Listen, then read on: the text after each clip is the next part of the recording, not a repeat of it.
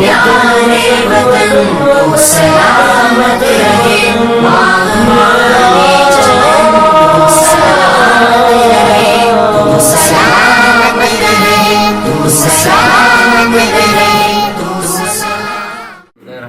अस्सलामुअलैकुम।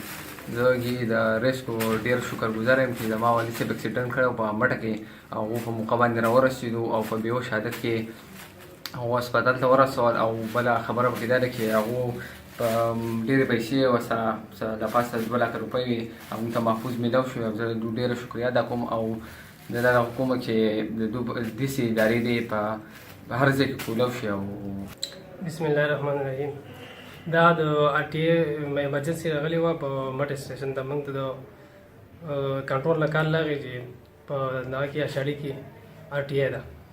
نو موږ د دې ځای نه د مټې نه ایمبولنس موږ کو تقریبا موږ په 4 منټ کې ریسپانس کړی دی هلته.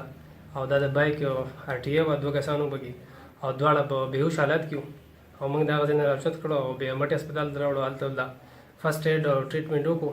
بیا د هغې نه بعد موږ سیدو شریف هسپتال ته شفټ کړو. او بیا د هغوی سره خپلې موبایلې وي او د هغې نه بعد سره 2,16,770 روپۍ وي. هغه ته نه موږ هغه محفوظ واغستې او بیا موږ خپل ډسټرکټ ایمرجنسي افیسر ته حواله کړې او د هغه په لاس باندې موږ هغوی ته پوره ورسولې. بسم الله الرحمن الرحیم. اول خو زه خپل ریسکیو ځوانانو ته ډېر زیات د هغې شکرګزار یم. بل دا د هغې کار دا دی ټو سیو د هیومن لایف او دیر پراپرټیز. څنګه چې تاسو وکتل یو اکسیډنټ وشو په مټه کې او زموږ امبولانس ودین 4 منټ کې ریسپانس وکړو.